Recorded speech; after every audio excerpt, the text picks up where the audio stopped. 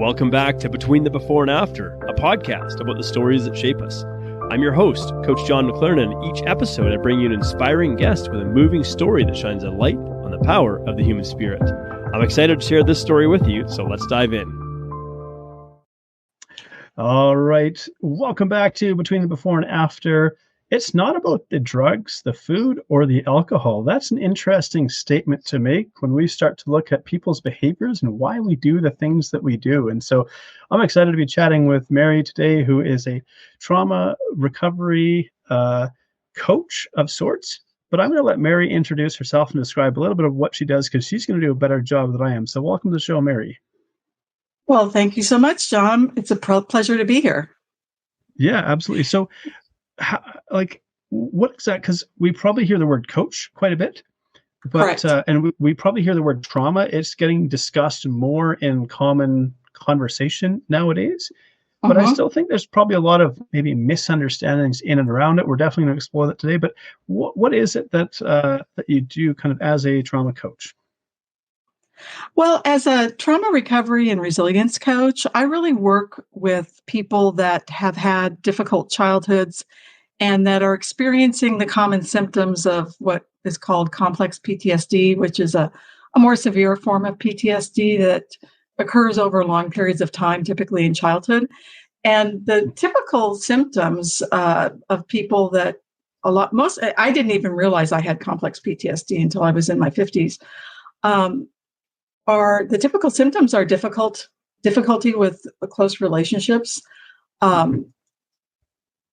Typically, there's a nervous system disruption with trauma, which makes survivors more anxious, and so they tend to use food to cope or soothe themselves, or alcohol or drugs, or other behaviors that are more acceptable, for like work or sex or screen time. So I work with trauma survivors to help really cope with, basically heal their nervous systems, but also cope with learning about trauma and learning about all the ways that you can heal.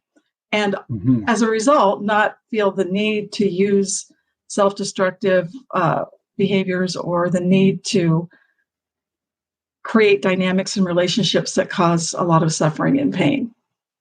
Right. Okay. And of course, that all makes sense to me, because I kind of work in this realm of people's emotional relationships with food, helping people heal that.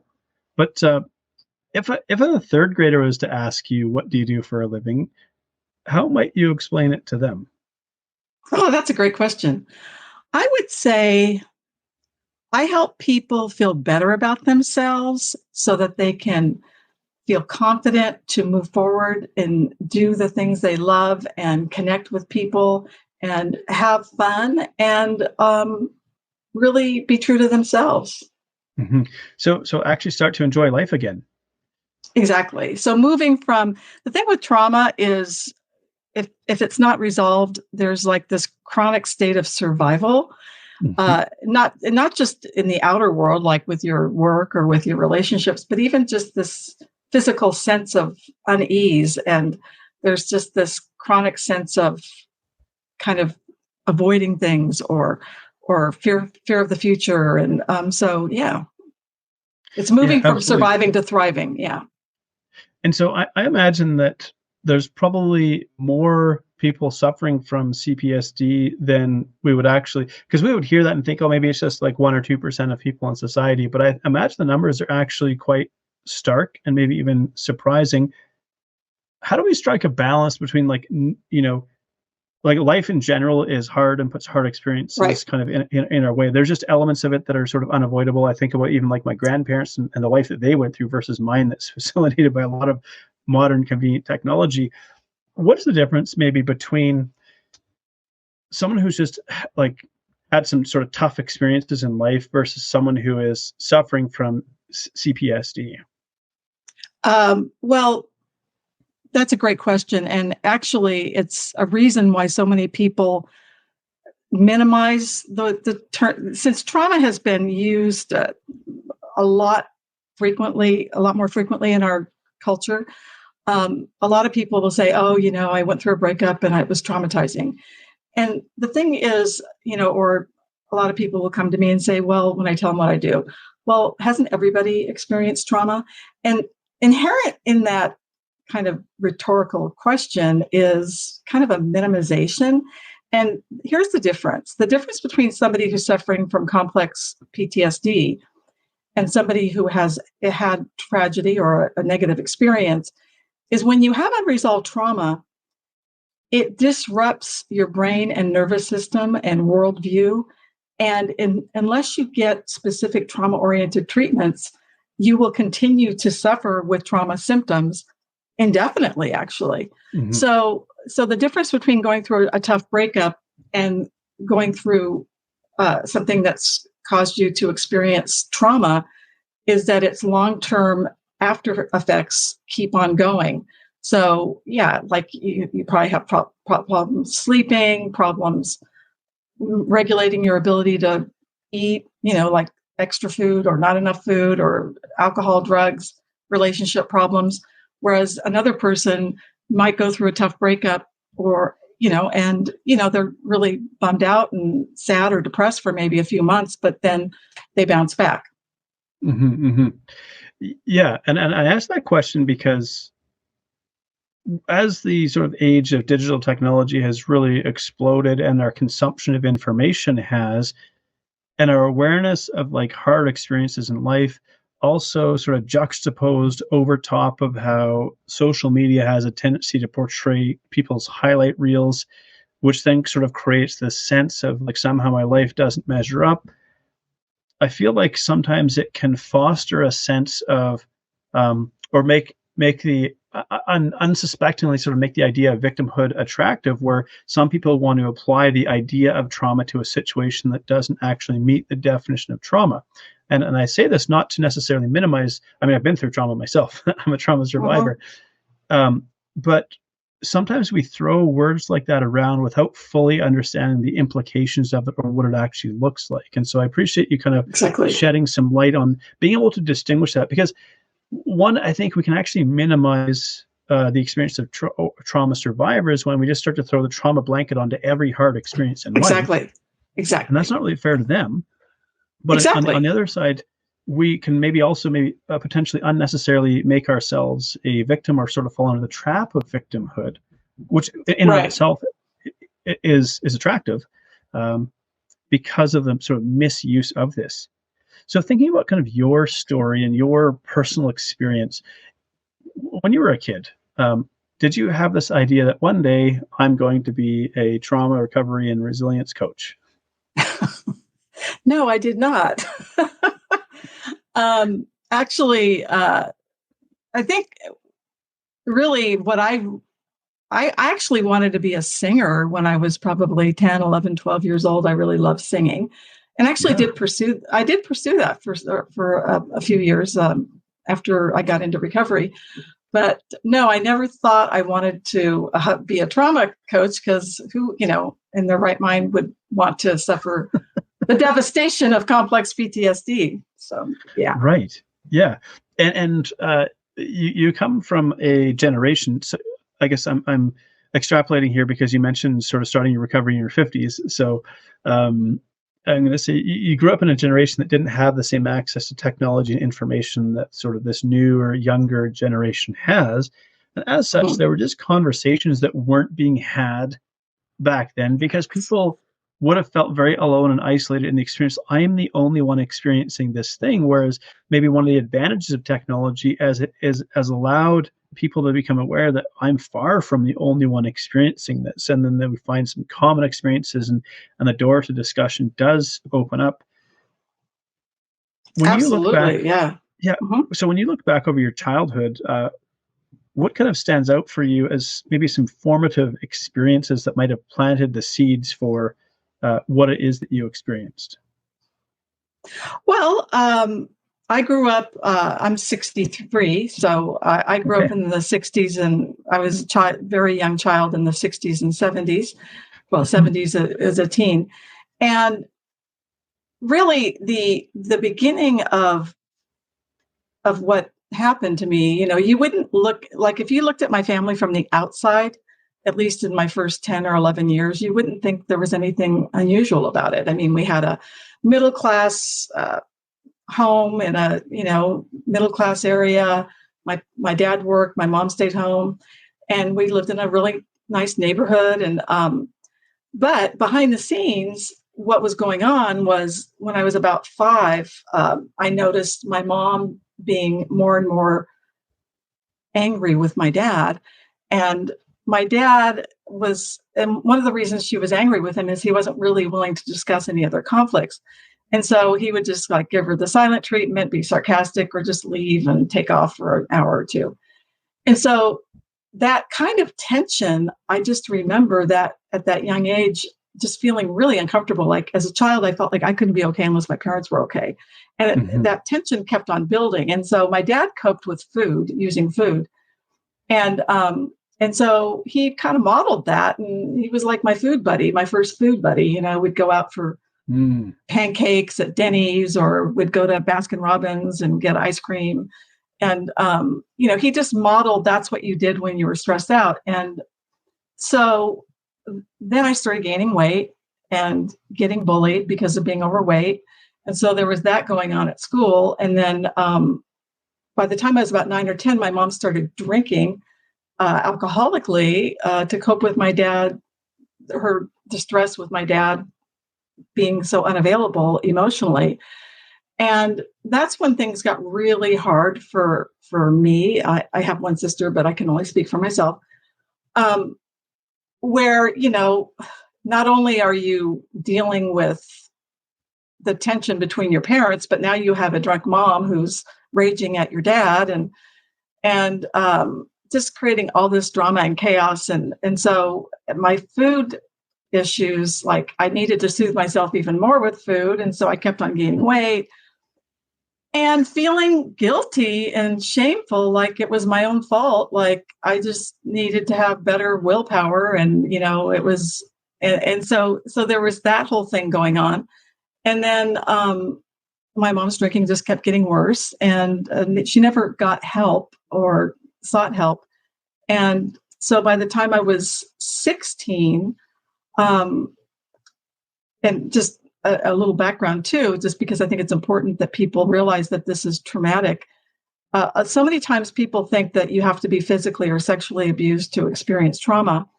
And the reason it took me 30 years of personal growth work to understand that that was not true is because my trauma was really being exposed to parents that had chronic tension, and then my mom's alcoholism just and her rage toward my dad, and keeping my sister and I up at night with her rage, like hours long drunken rage attacks toward my dad.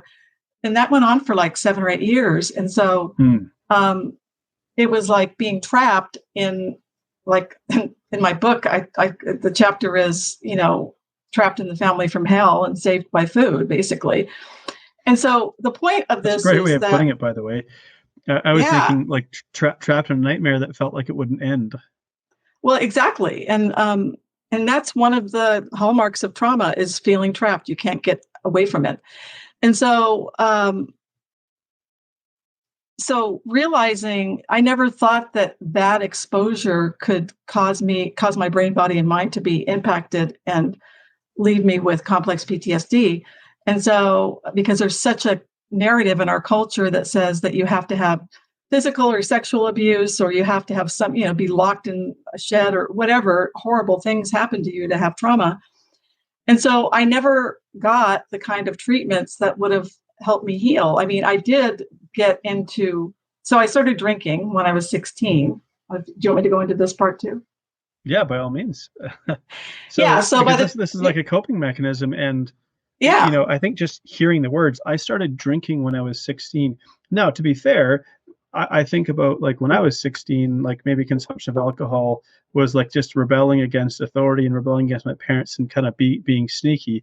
But I suspect in this situation here, what you're really talking about is I started drinking at 16 because I saw that I needed a coping mechanism too. exactly. And so what happened for me was I experienced my first drink at a party when I was like, actually, I think might have even been 15. And I really, like, after like drinking half a beer, I remember feeling this ripple of well-being, like wash through my body. And it was like, oh my God, this is like really good, And so it was a really kind of like a moment. And it was like, I need to get another one of these. And so on my second beer, I didn't like the taste of beer. So I just chugged it down really fast because I didn't like the taste. And I just ended up, after that beer, it was like this level of euphoria that I had never even known existed. And it was like a where have you been all my life kind of moment, Right. And so after, it was like a peak experience. And so Mhm. after that, I just kept on thinking about how I could get that feeling back. And even though I knew, alcoholism ran in families, the feeling was so blissful and wonderful that it just muted any of my concerns about developing my own Right. problems. And then I started, I found people to party with and buy alcohol and pot and stuff like that. And, but by the time I was 16, I was a major partier and had already found people I could drink with 3, 4 times a week, smoke pot with. And I had my own, car. So I had my driver's license. And it was a way for me to get out of the house, get away from the insanity at home, and also a way to just cope with living in the family from hell.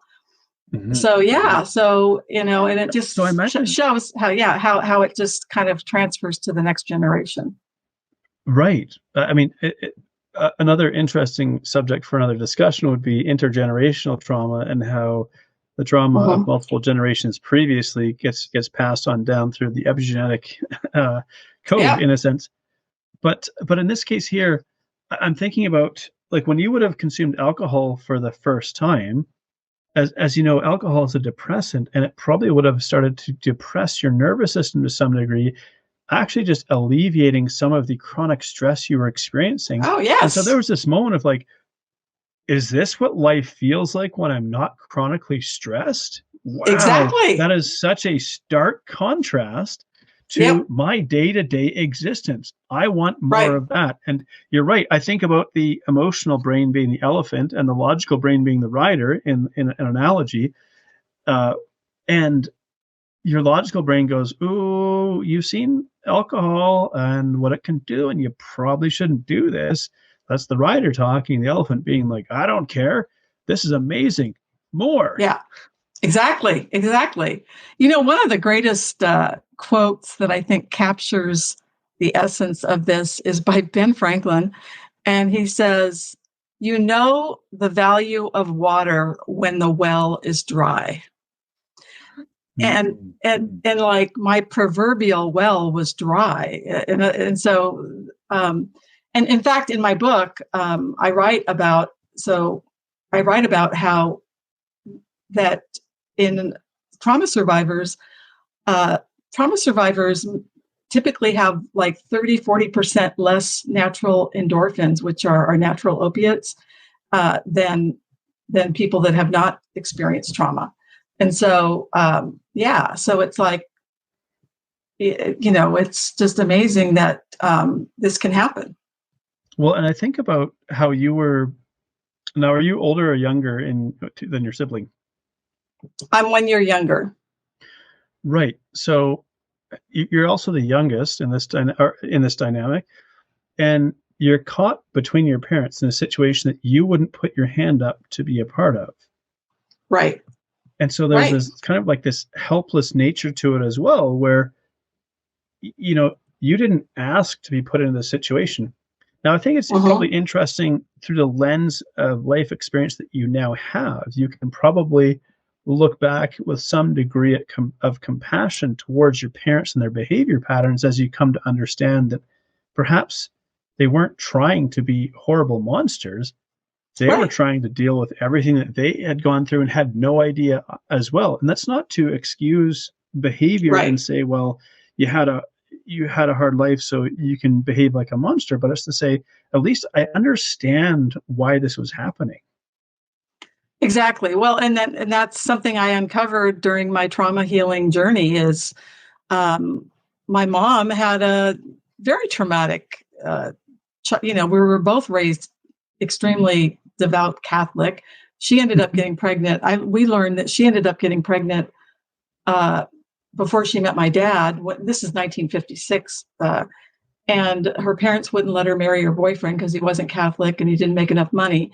And so she was sent away from Massachusetts to a home for unwed mothers in California to give up the baby for adoption.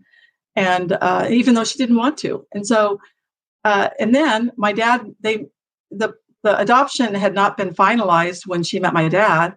So she asked my dad if, he would accept this baby and raise her as his own. And he said, no, I can't do that because the baby's going to remind you of your ex-boyfriend. And so they ended up getting married anyway, but my mom had to give up her daughter and would never see her again. And so that's how their marriage started, I feel my heart breaking just hearing that story. Like, oh. Yeah. Yeah. And so just all the shame and guilt, and I can't even imagine the pain of the grief of losing your firstborn child, not because you wanted to let her go, but because society said it wasn't okay and that you were a bad person because you had sex before marriage. And right.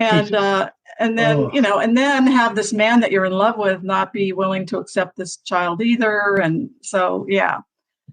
Anyway, so learning that was helpful. Wow. I mean, it was helpful. I mean, we were 16. My sister overheard her talking about this child in a conversation. And so we ended up meeting our half sister about 10, 15 years ago. So it was great meeting her. It wasn't a great, she totally reminded me of my mom, just her energy, her looks. But there was kind of I don't know, there wasn't like this connection, like we wanted to stay in touch or, that sort of thing. So, yeah. Maybe it could bring just an element of closure. Like it's nice to meet you. Maybe to know that like you have a life and you're okay. So was she raised by adoptive parents? Like she had no contact or limited contact with your mom, or was she able to reestablish that relationship later? No, she actually never had contact with my mom. She tried to find her, but by the time she found us, my mom had already passed. And, it's kind of a mixed bag because on one hand, I mean, my mom was so sick with her alcoholism at that point.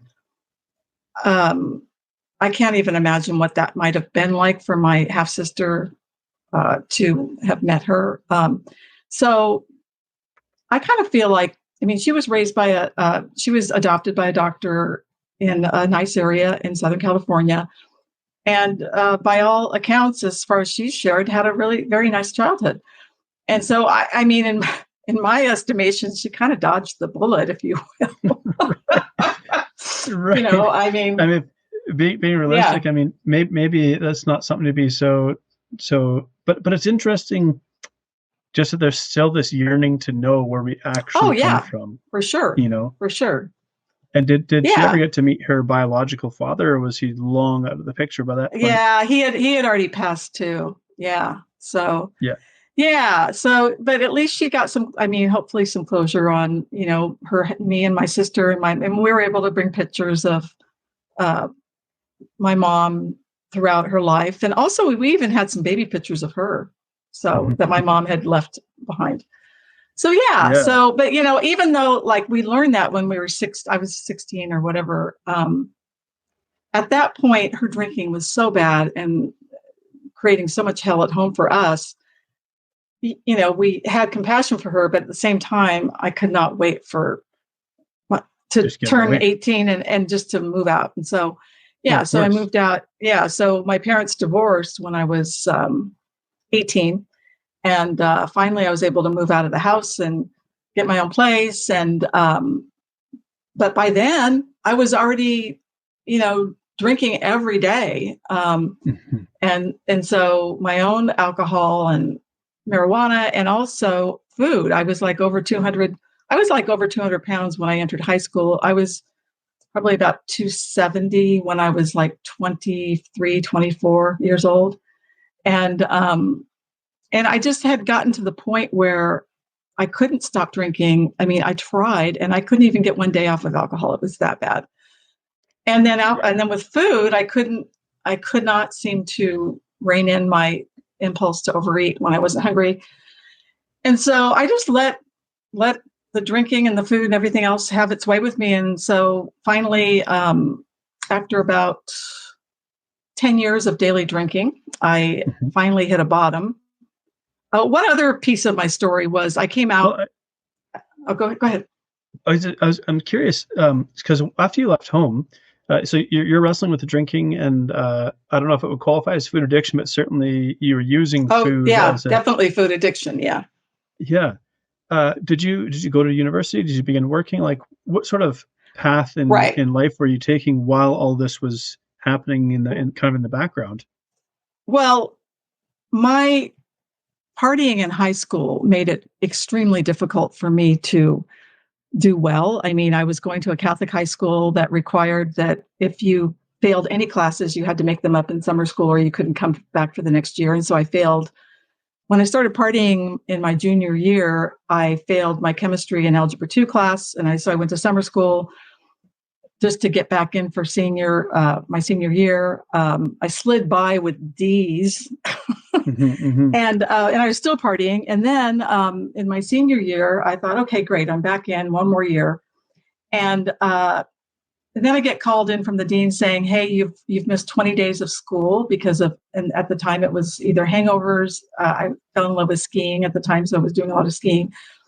And so I almost didn't graduate from high school because I almost didn't have enough credits. And so the idea of college, even though this was a college prep high school, was just Mhm, out of the mhm. question. It's like I Right. was so sick of having to, stress about grades and showing up at class. So I just didn't even consider going to college. So I was working as an insurance biller in the medical hospital world at the time. And I mean, I made decent money considering I didn't have a college education. So I did that for, oh gosh, about well, maybe almost 10 years. Um, but I would call in sick on Mondays with hangovers and almost get fired. Right. And so I'd go and find other jobs before I'd get fired. And so finally, and by the way, the other piece of trauma that I think a lot of people aren't aware of is I came out as a lesbian to myself when I was like 15 Mhm. while I'm attending a Catholic high school. Right. And I'd gone to Catholic school for almost 12 years. And that was another like, oh my God, so much shame. And this is back in the 70s and 80s where it just wasn't cool to come out. And so that was going on too. And then, so by the time when I was in my 20s, I ended up getting into the gay bar scene. And that was really fun at first. And then, you know, after a year or two, the alcohol and the pot and all of the stuff was just really just a coping mechanism, and it wasn't even really fun anymore. It's just what I had to do to feel normal. And so finally, I got sober when I was 27. I couldn't take it anymore. I was like 300 pounds, drinking a 12-pack of beer a day. And so I went to AA, a gay AA. And Mhm. after a couple starts and stops, I was able to, you know, get sober and turn my life around. And it was like a miracle. So, Right. but again, in AA or any of the other, I went to OA too. Mhm. Um, there's no discussion about trauma. It's really just about whatever your addiction is you're addressing being abstinent or sober. And so even though I did a lot of personal growth work, I worked the steps and did all of that, and I had a sponsor, I still didn't know that the underlying reason I was using food, drugs, and alcohol was because I had a nervous system that was totally dysregulated. And I had a lot of shame, which is very typical with trauma survivors. That Mhm. is very painful. And people with a lot of shame need to numb that feeling. And again, there's drugs, alcohol, food, or whatever behavior of choice works for you. And so, I went on to build a very successful life, became an entrepreneur, started my own business, bought a house, had healthy, healthy relationships to the degree compared to ones when I was drinking. And, but so here I am cruising along, sober, lost 140 pounds, thinking, okay, I'm doing really well. And yet, and this is why I wrote my book. So even though I was sober, had been maintaining actually 160-pound weight loss for 20 years, and had what most people would consider a successful life, I was still struggling in relationships. I was having a hard time maintaining long-term friendships. I was having I did have long-term romantic relationships, but there was challenges in them. And then also I had problems sleeping. So I was taking sleep medication. I had, what else? And I still struggled with food, even though, I was maintaining my weight, I was still using food to cope. And so it was like, so I'm curious hearing this, because you kind of glossed over, hey, I lost 160 pounds. Right. That's no small feat to begin with. But to lose that while, in a sense, still in the grips of your trauma and still in the grips of using food as a coping mechanism, it's funny because this question sometimes annoys me when people ask. Not doesn't annoy me, but I'm like, when people ask me, I think, well, it's a bit of a longer story than you think. When people say, well, how did you lose 100 pounds? Yeah. How did you lose 160 pounds? Thinking and maybe there is a relatively simple answer in your case. I don't know if you white knuckled your way through, but how did that play out for you, losing 160 pounds while still kind of in the grips of this trauma coping process? Well, it's been an interesting journey. So after I initially got sober in late 80s, I went to OA and lost 140 pounds. And it took a couple of years. And, but over the course of several years, I started gaining my weight back. And so I would I was maybe 3 years down. I was down to like a normal weight, quote unquote. And then I was still using food to cope. So I was maybe 30 pounds up within a couple of years. And then at the end of one of my relationships, I ended up relapsing. It was so painful with alcohol and food, and ended up gaining like 90 pounds. So I gained all of this weight I had lost. And plus I started drinking. And what I know now is that the unhealed relational trauma, which not only was I experiencing the deep grief and pain of losing that 4-year relationship where we had a home together and everything, but it was triggering the unhealed grief of losing or never really having a family I could count on growing up. And so my partner was for all intents and purposes, my family. So I was losing my family again. And so that's what made it so unbearable that I relapsed.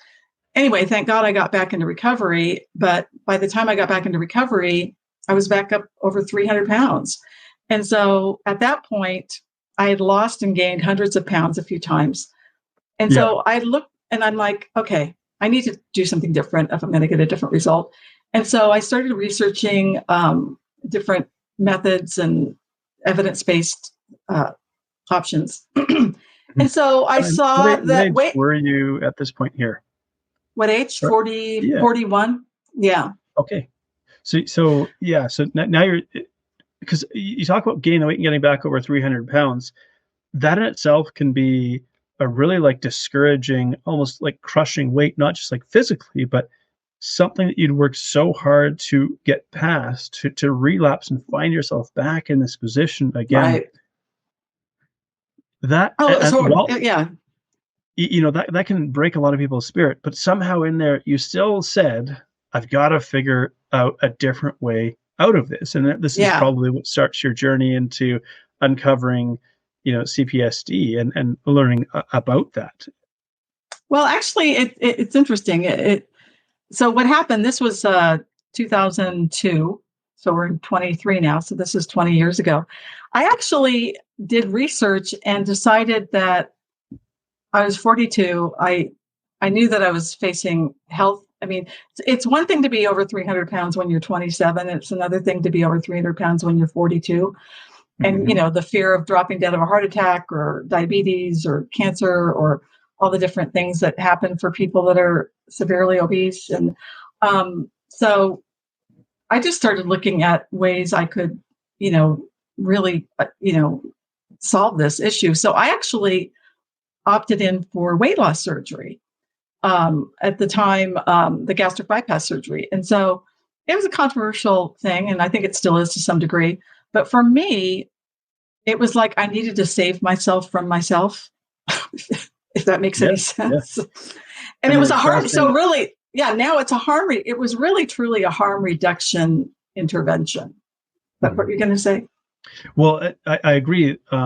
There is, because gastric bypass, gastric sleeve, some of these sort of bariatric methods of helping people create weight reduction, they are controversial because some people will look at it as like an out or a cop out or things like that. But, as you've highlighted, really, it's about saving you from yourself, because sometimes just the work of trying to lose that weight while dealing with everything else just seemingly feels impossible.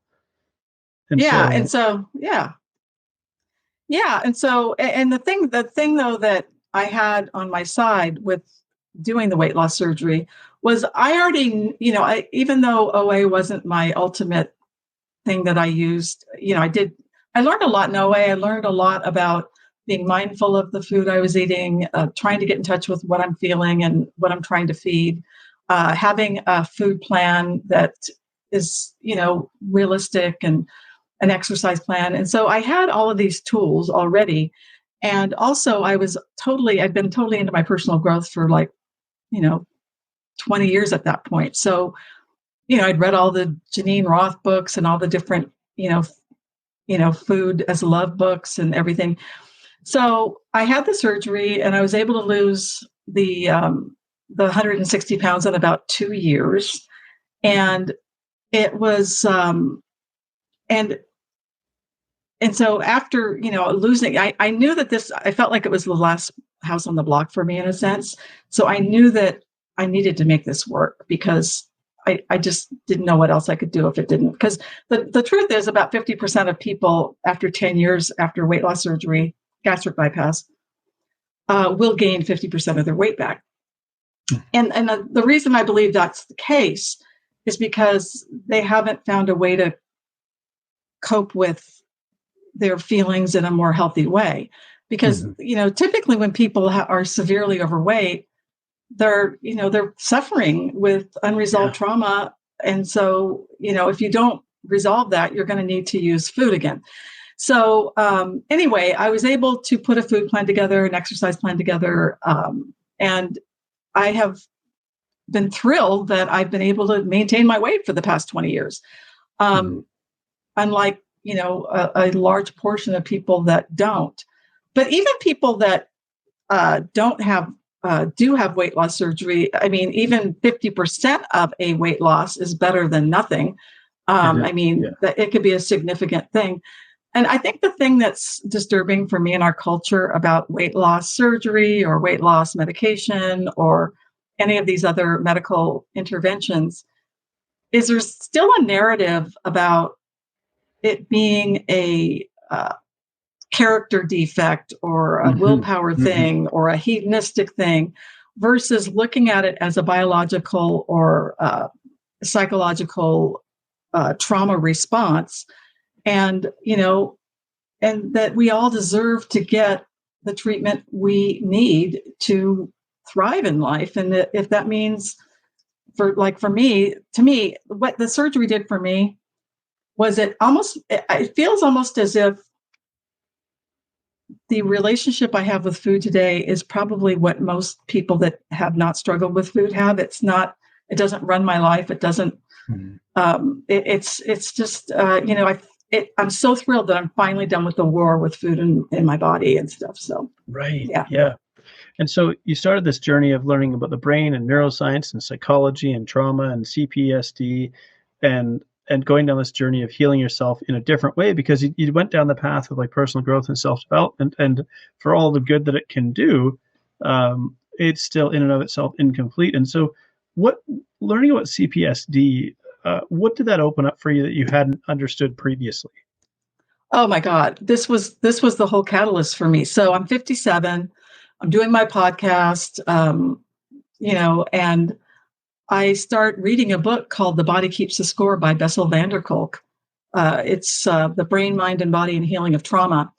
And it was just recommended by a podcaster that I enjoyed and liked some of the other books she recommended. And as I'm reading this book, I'm actually listening on Audible. I'm Mm. having epiphany It's a pretty after heavy tone. epiphany. Yeah. Have you read it? I have, yes. Oh, yeah. So I'm listening to this book on Audible and I'm like, oh my God, this is me. I didn't, when I decided to read it or listen to it, I was just doing it because I'm a psychology geek and I love learning about human behavior and human psychology. And so I just thought, oh, I haven't really read much about trauma, and I thought it would be interesting. I really didn't think it would apply to me because, again, I had the mindset that I had to have had physical or sexual abuse. So anyway, he's going on about how you don't need physical or sexual abuse to have trauma. It can be emotional abuse, which includes witnessing parents having chronic tension or physical fights or emotionally violent fights. But also being exposed to a parent with addiction or alcoholism or mental health issues, which I was in all three, or parents that divorce, which happened, or being emotionally neglected. That was a whole other thing that basically that's something that should have happened that didn't. In other Right. words, Yeah. your feelings are not validated or made to be basically you don't feel like your feelings matter or that you don't matter. And so and again, parents do probably the way they are going to parent you the way they were parented. And anyway, so I'm learning all of these things, having all these epiphanies, and then learning about the brain science, about how trauma. So when a child is going through these difficult home environments with the craziness, their brain is in a very developmental stage. And so it's actually changing the way their brain is developing.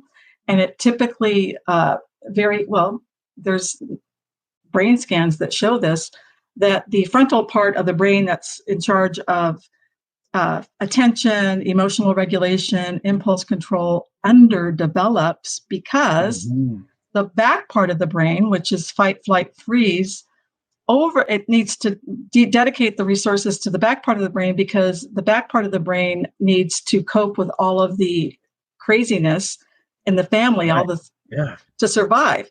And so that's why so many kids with trauma have problems with impulse control. And then it was like, oh my God, no wonder I had a problem, reining in my impulse to overeat or couldn't stop drinking or smoking pot I have a brain that's been changed. And in fact, a lot of people refer to complex PTSD as a neurological injury. In other words, it's not something that, it's not like a disease that you develop. It's something that has been done to you. Anyway, so just learning all of this was mind blowing. And then, and also really de-shaming. It was like, oh my God, so it's not my fault that I struggle with food, drugs, and alcohol or weight. Oh my God, it's not my fault that learning about how childhood trauma is, in essence, relational trauma, because it happens in the context of close family relationships. And that's why so many people with complex PTSD struggle with long-term friendships or healthy romantic relationships. And then the other big piece was learning there's this one point in the book where I'm hearing Bessel van der Kolk state, no amount of talk therapy or cognitive therapy can completely heal trauma. Right. And I'm like, what? And so I rewind the Audible, did he just say what I think he said? And yes, he said this, but the reason it was so disconcerting to me is because I had never done anything other than talk therapy or 12-step.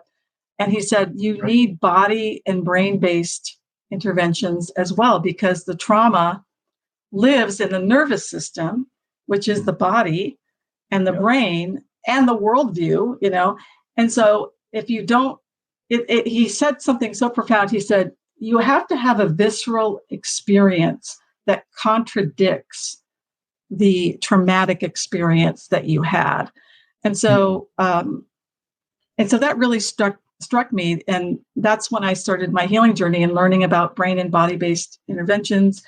And it helped me get in touch with how out of touch I was with my body, and how many of us, really kind of shut down the sensations in our body, or the trauma does it, so that we can cope. So I didn't realize how out of my body I was, in a sense. I wasn't really in touch with my body's sensations. And the thing about feelings is they are not just emotional, but physical. When you feel fear, you're going to have tension or contraction in your stomach or wherever.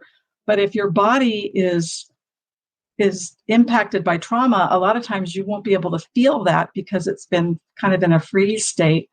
And so a lot of survivors have a hard time really feeling their feelings.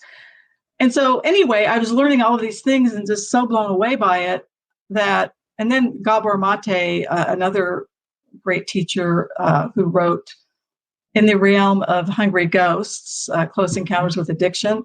Are you familiar with him? I am. Yeah.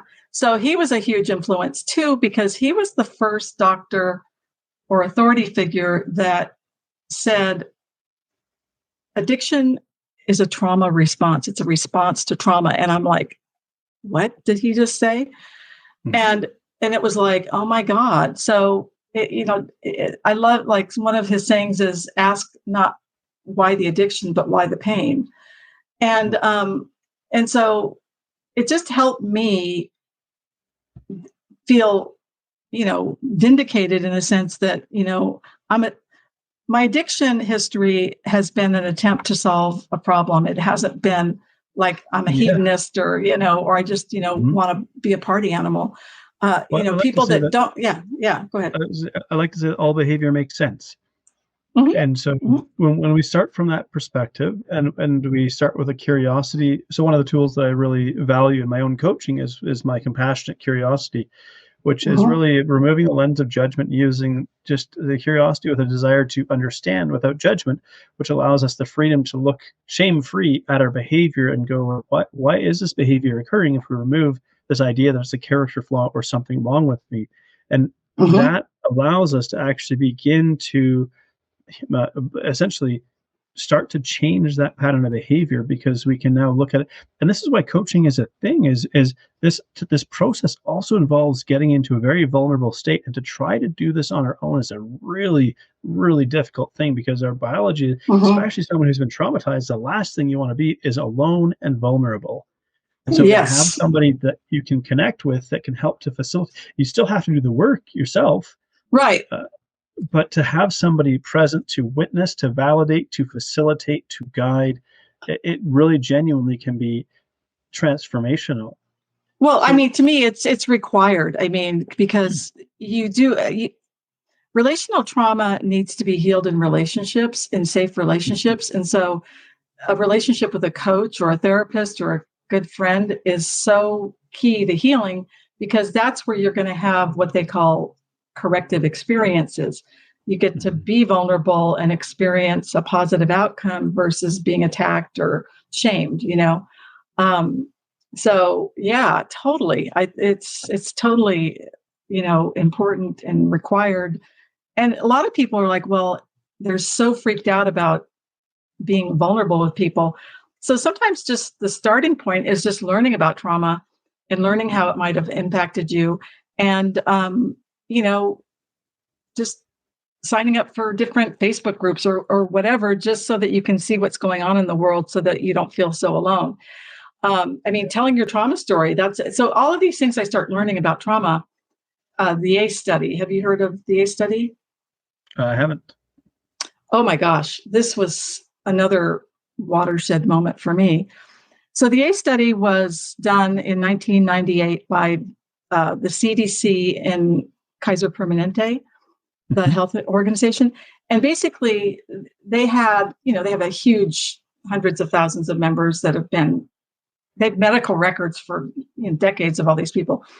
They did a study of 17,000 members, and they asked them to answer 10 questions of what may have happened to them growing up in their childhood. And the purpose of this study was to see if adverse childhood experiences would impact their health or social outcomes as adults.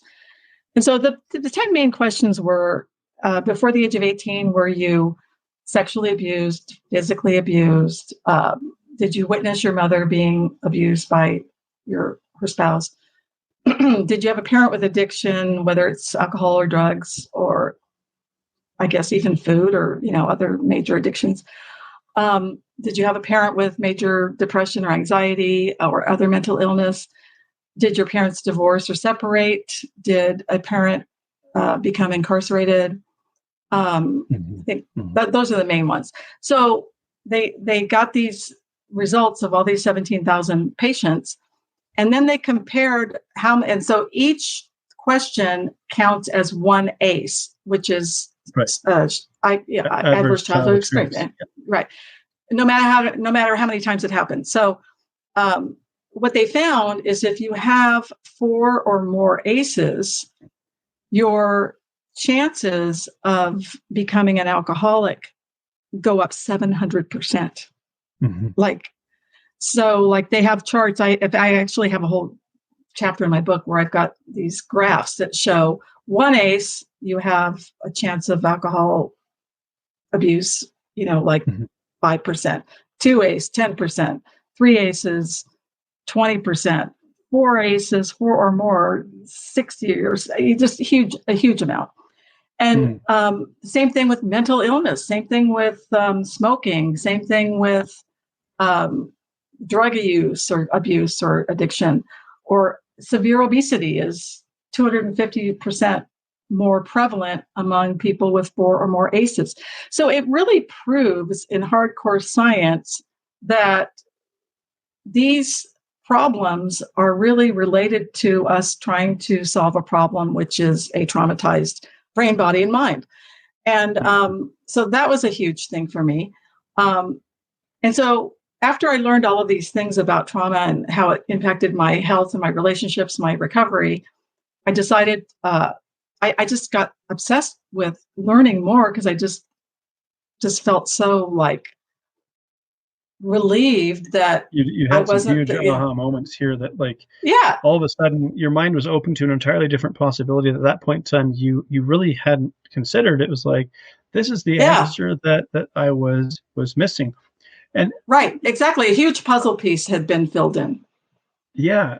And so I actually don't know the stats on this, but I would be really curious to know, really how many people might have some, because I'm going to say that CPSD exists on a spectrum. Like, we often look at it like it's a black and white thing, like you either have it or you don't. But I think the severity, the intensity of it really will vary from individual to an individual. And so from that perspective, it would be interesting to know really how many people are experiencing some degree of CPSD influencing their behavior. And because my own perspective would be skewed, because a lot of the people that I come into contact with and interact with really do have some of this as a part of their experience and helps to understand their behaviors. But from society as a whole, I'd be really interested to know what percentage of the population probably is experiencing some degree of CPSD. Well, actually, I do have some stats on that. It's about 10% of Americans have experienced significant adversity in childhood. And what's interesting about that percentage, so if we have 200 million people in our country, right, that's probably about 20 million. And that's just a rough estimate. It correlates with the amount of people that have alcohol use or drug use disorders and severe obesity. It's about 10%. So, yeah. And so, that's a huge pool of people that are wrestling with this. Yes. And yet there's still so much stigma around addiction and obesity, and it's a weakness or it's the person's own fault. And so that's why I got so passionate about learning about this and then finding solutions to heal. And that I wanted to share this with the world. I felt like it got to the point where it was like, this is like, people need to learn about this and stop blaming themselves for their problems with food or weight or drugs or alcohol or relationships, and like learn about, instead of what's wrong with me, what happened to me, and get the Mhm. support they need to heal. And so that my whole book is about discovering this, but it's also about what I did to heal, not just the trauma, but also what I did to recover from my problem with alcohol, drugs, food, and relationships. So it Mhm. goes into all the different For sure. evidence-based therapies and all the different things I did, and how profound it is to, be on the other side of not judging or shaming yourself because of your perceived faults, but Absolutely. having compassion for yourself. So thinking really about your life story as we draw to a close here, um, everybody who's come into contact with you will kind of have some perception of you, kind of who you are, how you live your life. What is your perception of you? Oh, okay. um, my perception of me is a person who wants to start a conversation about the real root cause of addiction, obesity, relationship struggles, so that they can and look at the trauma aspect of what may be driving it, and let go of shame, and have compassion, and just be somebody that can shine a light on this, so that the millions, I mean, there's over 20 million people in our country that are struggling with drugs and alcohol and severe obesity, that they're not alone. It's not their fault. There is a solution, and that healing is available. And let me just say this, just learning about trauma being underneath the struggle is, I'd say, a good 30 or more percent of the healing. It's having a new coherent narrative about why you've struggled in the way you do, and having a compassionate narrative is a huge piece of the healing. And you don't even have to do anything for that other than learn about it and take it in. Of course, if you really want to experience the kind of fruits of healing, yes, it's important to get your body, brain, and mind to be regulated, learn how to interact in relationships in a healthy way, and recognize when you're dysregulated and learn how to get regulated. And but yeah, just learning about it is transformational. Absolutely. So if somebody's listened to this conversation today and they've heard your story and they've heard about the work that you do and so on, if there was one nugget of wisdom that you could have somebody take away after listening to this today, what would you like them to take away from this? You're not bad or broken, and you can heal with the right support. I love that.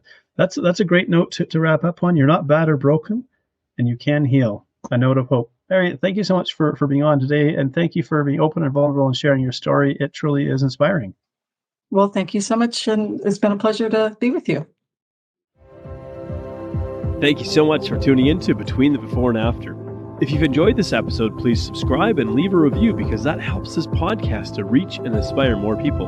I love exploring the stories that take place between the before and after, the powerful experiences that shape who we become, and I love human potential. I love the possibilities that lie within us. So whatever you may be up against, I hope these stories inspire you, because if you're still here, your story's not done yet, so keep moving forward.